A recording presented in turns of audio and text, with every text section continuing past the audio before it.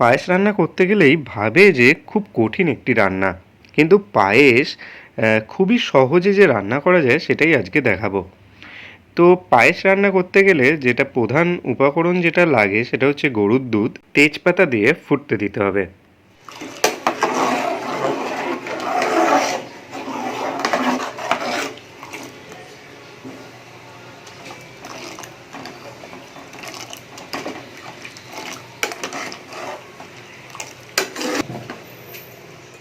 এবার দুধে যখন উতল এসে যাবে তখন একসাথে চাল মিশ্রিত করতে হবে। চাল মানে গোবিন্দভোগ চাল।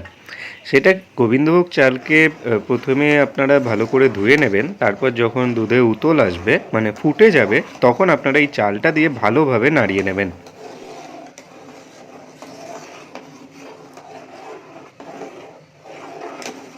পায়েস রান্নার পুরো যে ভিডিওটা আছে পুরোটা শুরু থেকে শেষ অবধি যদি আপনারা দেখেন তাহলে সহজেই আপনারা বাড়িতেও পায়েস রান্না করতে পারবেন, যারা এখনও পায়েস রান্না করতে পারেন না। এবার চালটা দিয়ে কিছুক্ষণ ফুটতে দিতে হবে, আর মাঝে মাঝে একটু নাড়িয়ে নিতে হবে যাতে পাত্রের নিচে চালটা না লেগে যায়।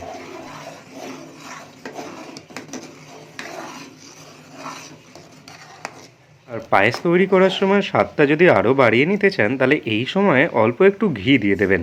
তাতে পায়েসের সুগন্ধ বেরোয়, তাতে বহুগুণ বাড়িয়ে দেয়, তার সাথে একটা ভালো টেস্টও আসে।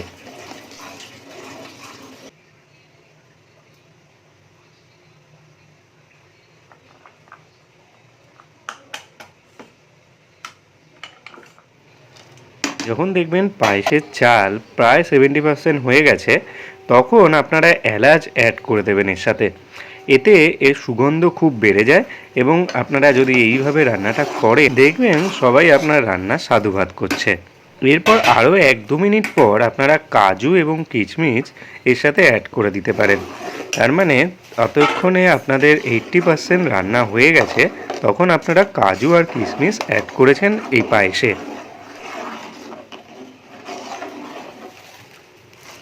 আপনারা আপনাদের পরিমাণ মতো চিনি অ্যাড করে নেবেন।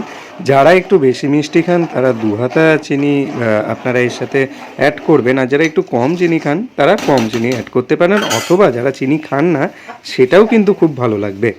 কিন্তু আপনারা কিন্তু এইভাবে মানে বানিয়ে আমাদের অবশ্যই জানাবেন যে আপনাদের কেমন লাগলো।